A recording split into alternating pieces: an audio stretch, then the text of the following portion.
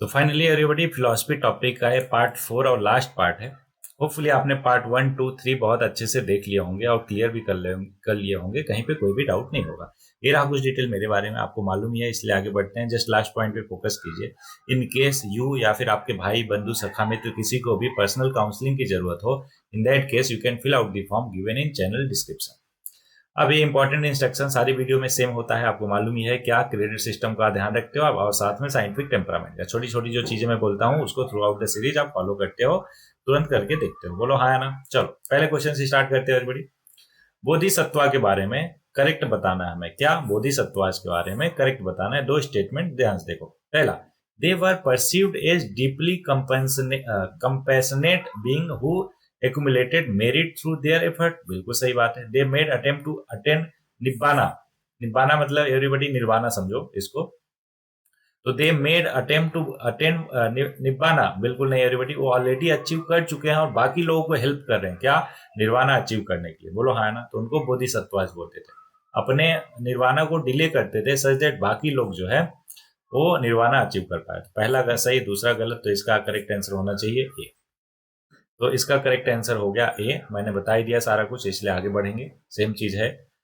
तो देखो next question बोल रहा, who among the following was Buddha's foster mother. Foster mother क्या होता है एवरीबॉडी, जो देख रेख करती है माँ, उनको फॉस्टर मदर करते हैं। और जिन्होंने जन्म दिया था बुद्धाज को, उनका नाम था माया। और जिन्होंने फॉस्टर किया, मतलब फॉस्टर मदर थी महापजपति गौतमी। ये क्या थी, फॉस्टर मदर थी। तो हमारे क्वेश्चन के हिसाब से करेक्ट आंसर डी होगा। जो अगर पूछता कि किन्होंने जन्म दिया, तो माया ने जन्म दिया, तो बुद्धास की मदर का नाम क्या होगा, माया। लेकिन फॉस्टर मदर की बात करें तो महापजपति गौतमी हो जाएगा। बोलो एकदम अच्छे से किया।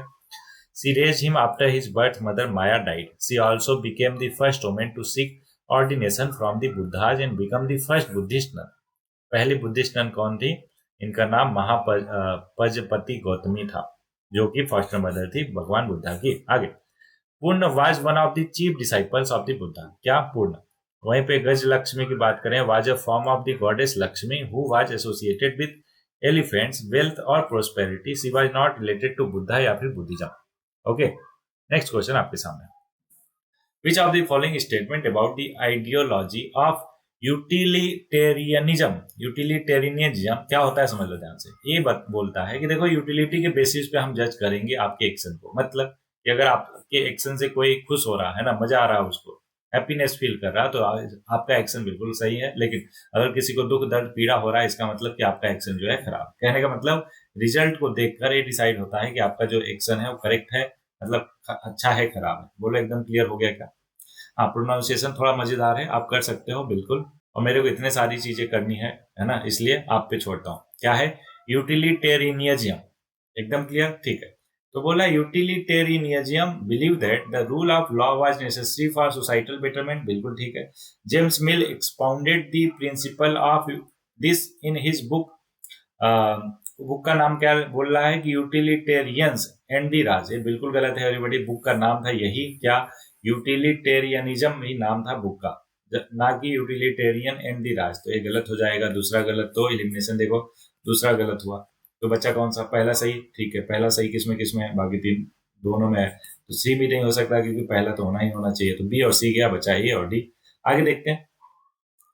आगे बोला कि utilitarians different from the liberals in the significant way. बिल्कुल ये भी ठीक है। क्यों, अभी डिटेल में समझाऊंगा, डोंट वरी। तो करेक्ट आंसर आपको दिख रहा होगा, पहला, तीसरा, चौथा।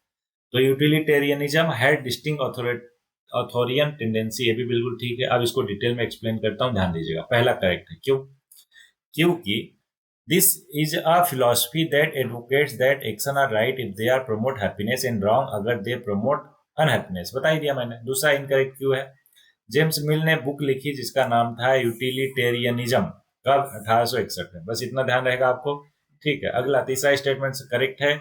Utilitarians believe that the happiness of a majority was more important that the rights of individual. मतलब लिबरल का क्या कहना होता है एवरीबॉडी।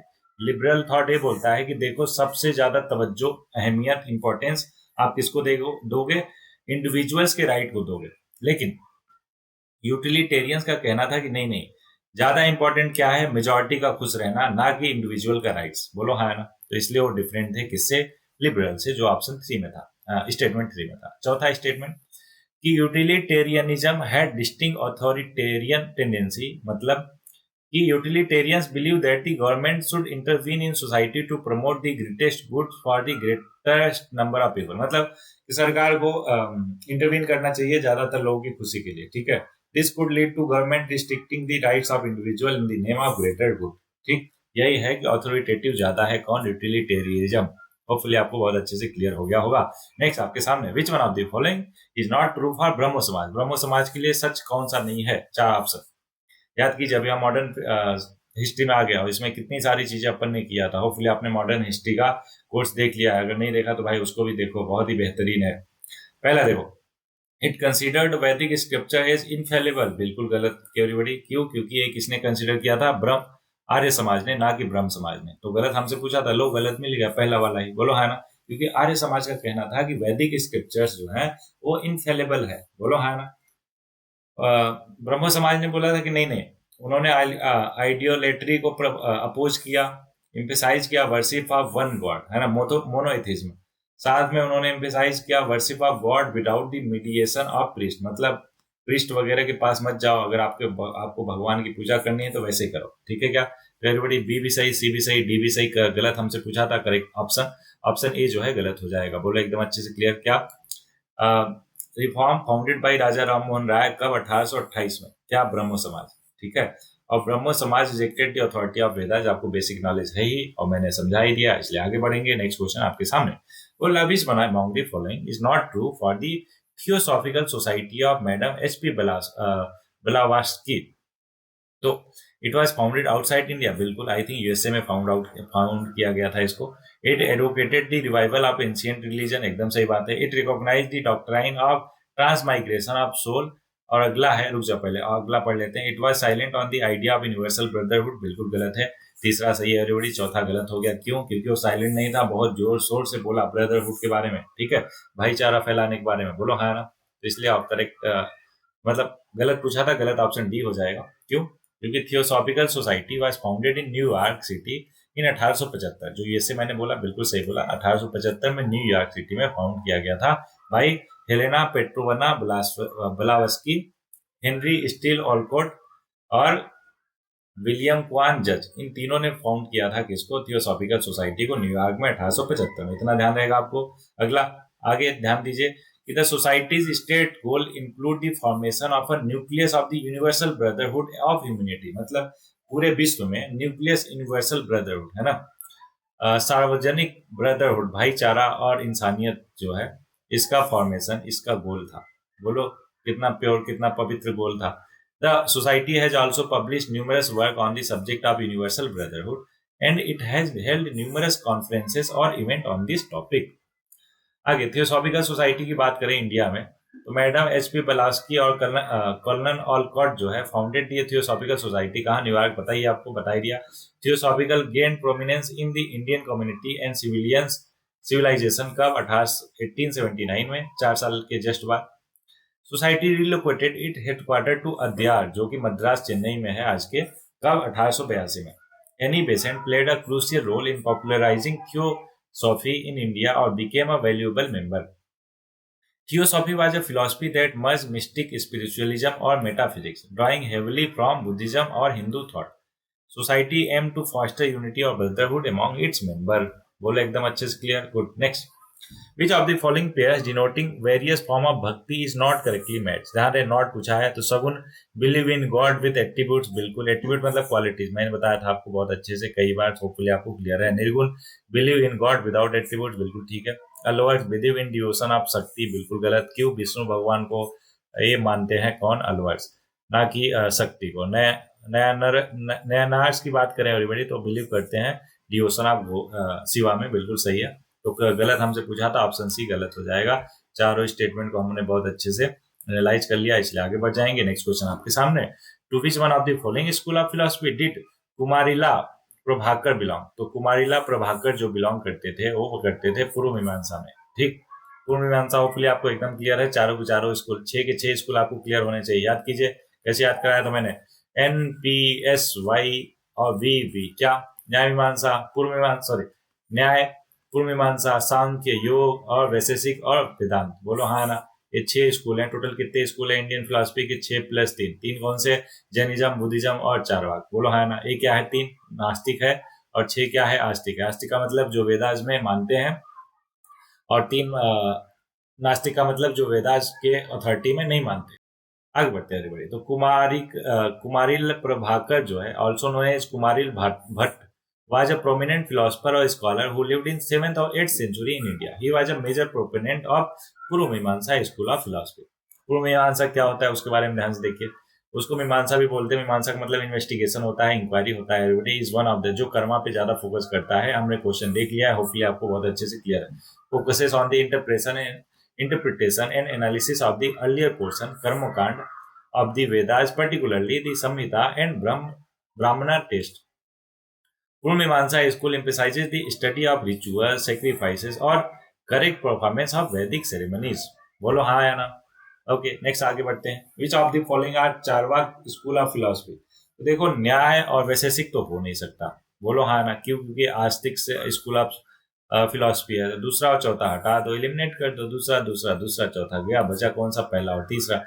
तो धूर्त और सुशिक्षिता, होपफुली आपका प्रोनाउंसिएशन मेरा ठीक है, तो इसका आंसर हो गया डी। देखो ध्यान से, अगर धूर्त की बात करें, associated with Charvaka school of philosophy, it refers to cunningness. धूर्त हिंदी में, ध्यान रखो, धूर्त क्या होता है? कनिंगनेस, है ना? या फिर डिसीट, या फिर does not align with the philosophical tenets of Charvaka. Nyaya का मतलब आपको पता है कि school of Indian philosophy that focuses on logic और एपिस्टेमोलॉजी। सुशिक्षिता की बात करें, ऑल्सो नोन एज सुमेघा, हाँ ये बढ़िया नाम है, ऐसे नाम दिया करो, is associated with the Charvaka school of philosophy. He is considered one of the prominent proponents of Charvaka thought. Vaisheshika की बात करें तो एक not a part of Charvaka school. मालूम है हमको कि वैशेषिक एक separate school of Indian philosophy, पता है, associated with philosopher Kannada.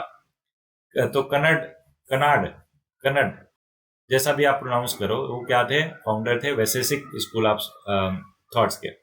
Next question आपके सामने, who among the following was the founder of the Veerashaiva movement in Karnataka? तो इसके करेक्ट आंसर है एवरीबॉडी, आपने भी देखा होगा कई बार, बसवन्ना। क्या? बसवन्ना जो है इसके करेक्ट आंसर हो जाएंगे। क्यों? क्योंकि ऊपर मैंने बताया भी था आपको।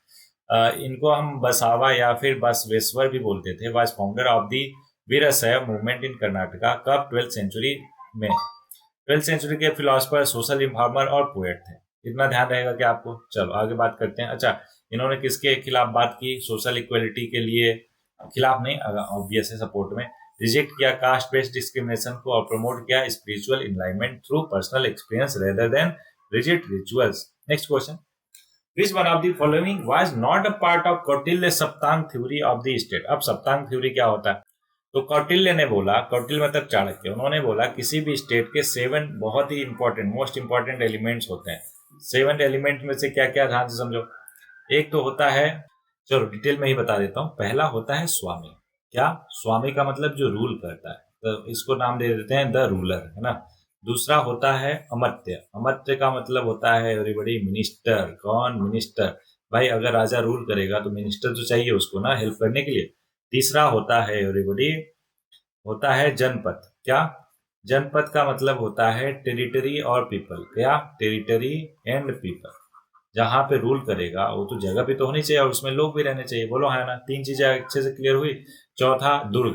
दुर्ग का मतलब कि किला तो उसका होना चाहिए ना, दुर्ग या फिर फोर्टिफिकेशन, किला। बोलो क्लियर है? पांचवा उस मतलब कि बिना पैसे के, बिना ट्रेजरी के वो रूल कर सकता है क्या? कोई बात ही नहीं मानेगा उसको। कंट्रोल करने के लिए कोई मीन्स चाहिए, तो ट्रेजरी जो है उसके पास रहती है। छठा, उसके पास दंड होना चाहिए। दंड का मतलब कि आर्मी होनी चाहिए, सल्जट को दंडित कर पाए अगर कोई इधर उधर की बात करे तो।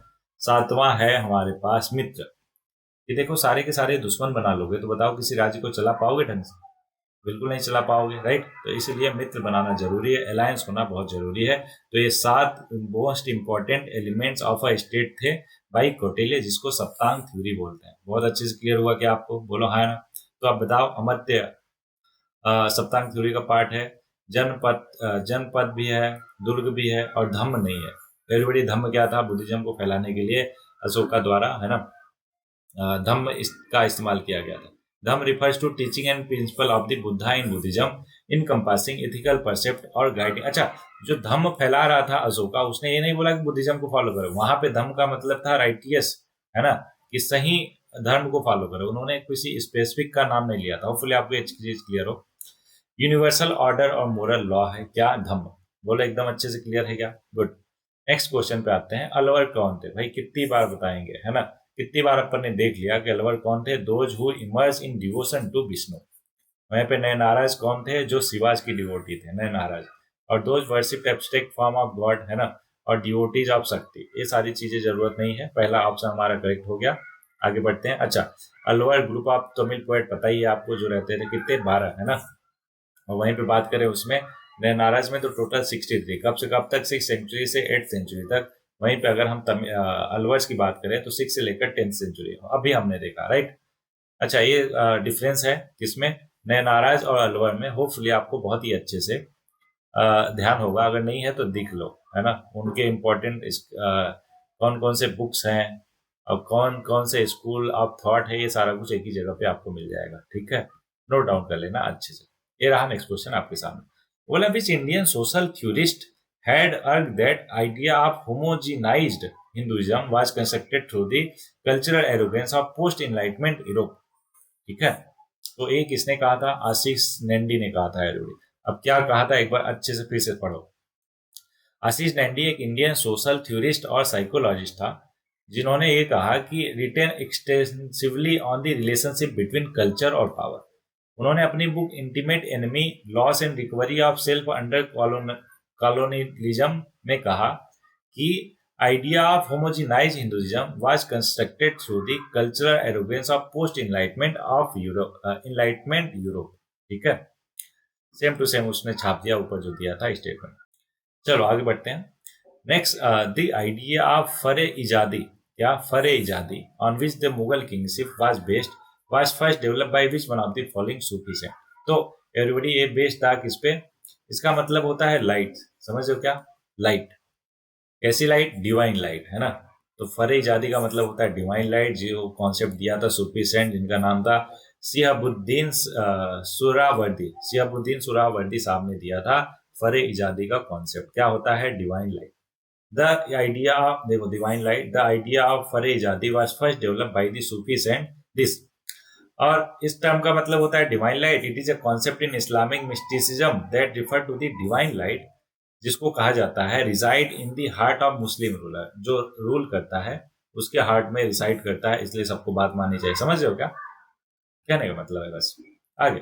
Around the 12th century, Sufi silsilas began to crystallize in different parts of the Islamic world to signify। क्या signify करता है?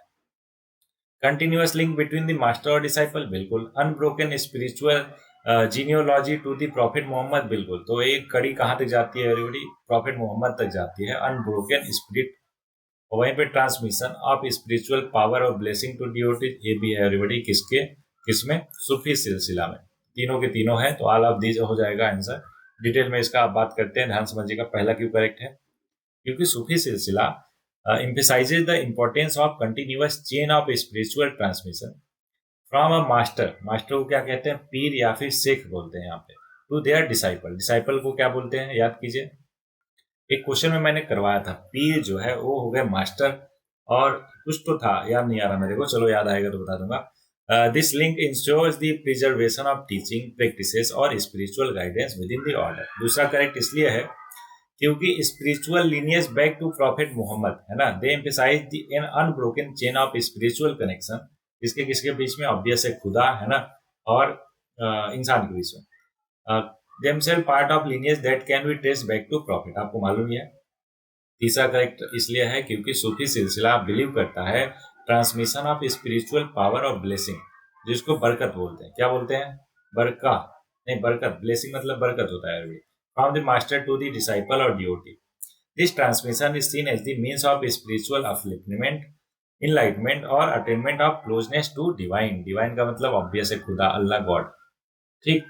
अब सूफीज्म के बारे में इंपॉर्टेंट चीज है कि एक मिस्टिक फॉर्म ऑफ इस्लाम है that focuses on the spiritual search for God और रिजेक्ट करता है मटेरियलिज्म को। इट एम्फसाइजेस एस्टिसिज्म और डिवोशन टू गॉड। और अराउंड 1380 में split to region like South India, Multan, Punjab, Kashmir, Bihar, Bengal और डेक्कन में फैला क्या Sufi movement. Sufis prioritize inner purity over external conduct, distinguishing them from orthodox Muslim. ठीक, नेक्स्ट क्वेश्चन आपके सामने, what the formative influence on the philosophy of Mahatma Gandhi. Mahatma Gandhi पे के फिलोसफी पे किसका किसका इम्पैक्ट पड़ा, अफेक्ट पड़ा। Gandhi ji was influence by the 18th century Pranami sect that advocate the unity of faith, बिल्कुल ठीक है। Gandhi ji was influence by the theosophist, बिल्कुल गलत है एवरीबॉडी, ऐसा क्यों अभी समझाता हूँ, don't worry. Gandhi ji was an admirer of writing of romanticism like Wordsworth. Sorry everybody, worth पता नहीं, और पहले दूसरे को फिर से आप विजिट करते हैं एवरीबॉडी। पहला क्या है, Gandhi ji was influence bye 18, ठीक है। दूसरा जो है गांधी जी इन्फ्लुएंस बाय दी थियोफोस, ये पता नहीं, अभी रुक जाओ, गलत नहीं करते हैं क्यों, क्योंकि एकदम श्योर नहीं है। पहला एकदम श्योर है कि पहला तो होगा, दूसरा तीसरा पता नहीं। पहला तो होगा तो इसलिए बी नहीं हो सकता क्योंकि उसमें पहला है ही नहीं। तो एक काम करते हैं, आंसर ही देख लेते हैं। तो कभी कभार ऐसे क्वेश्चन होते हैं एवरीबॉडी जिसमें हमें आंसर देखना ही पड़ता है, क्यों, क्योंकि नहीं पता होते।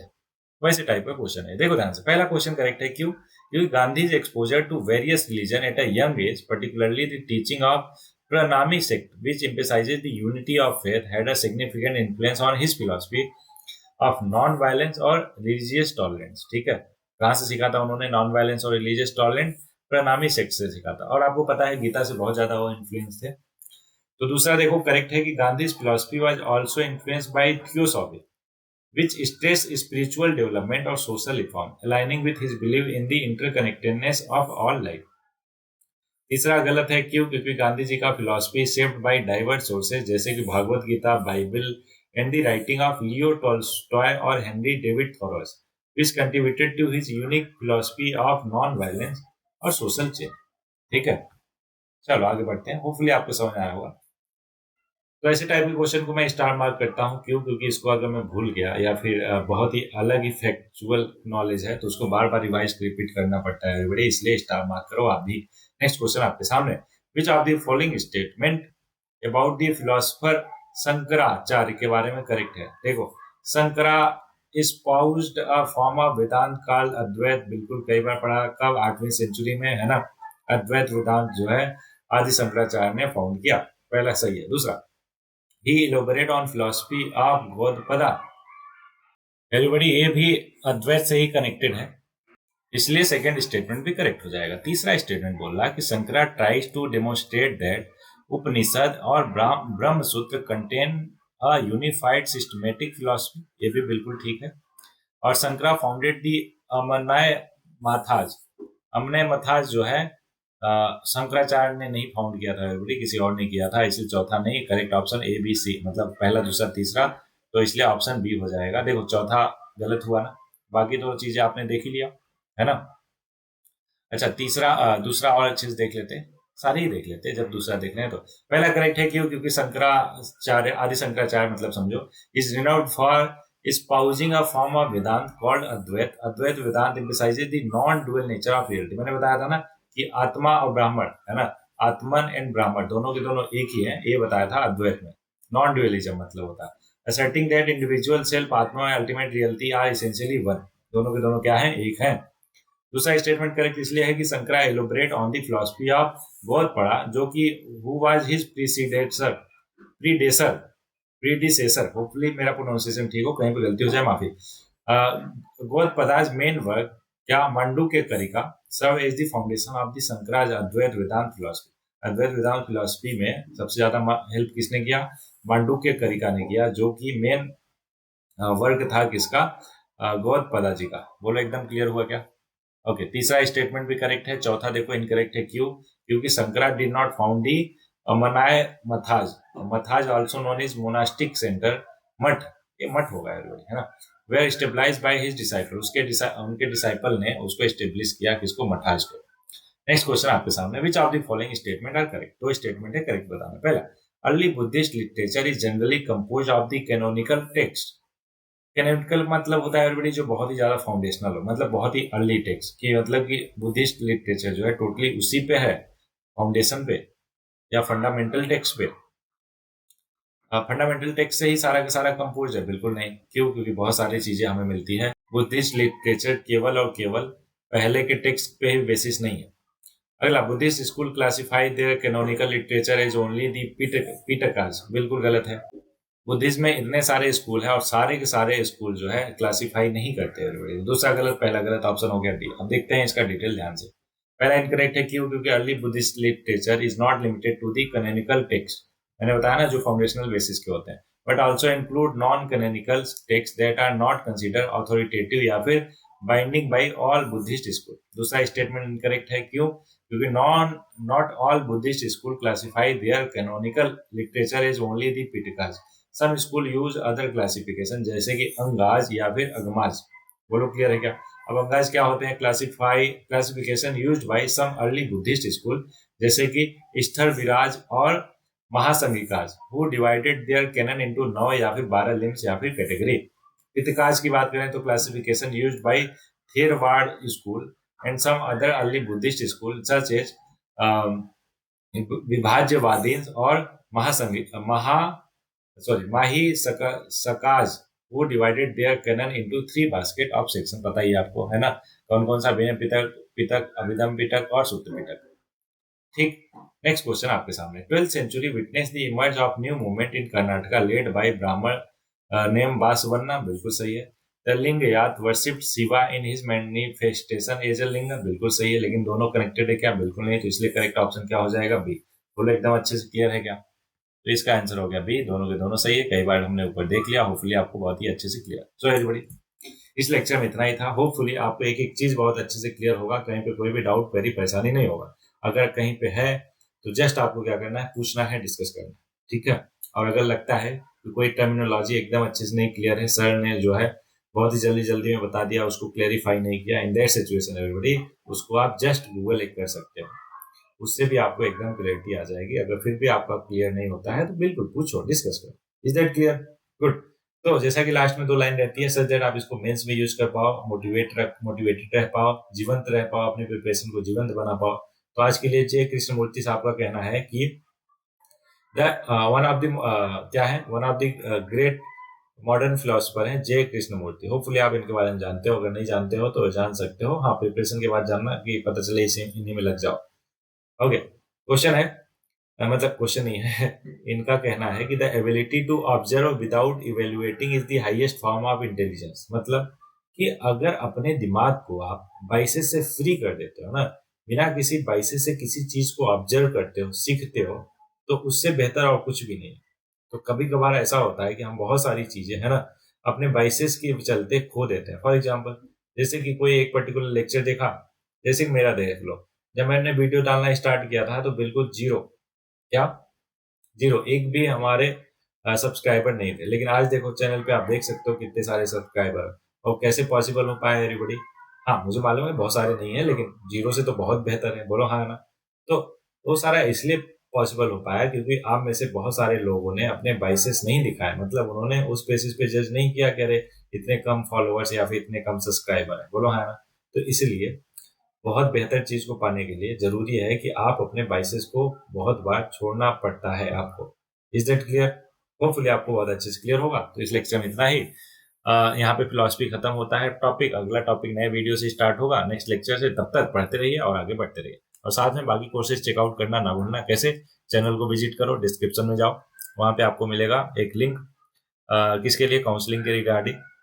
और दूसरा, चैनल को जब विजिट करोगे तो वहां पे सारे के सारे प्लेलिस्ट आपको मिल जाएंगे। वो प्लेलिस्ट खोलोगे तो सारे सब्जेक्ट के आपको इसी तरीके से डिटेल में एनालिसिस PYQs मिल जाएगा।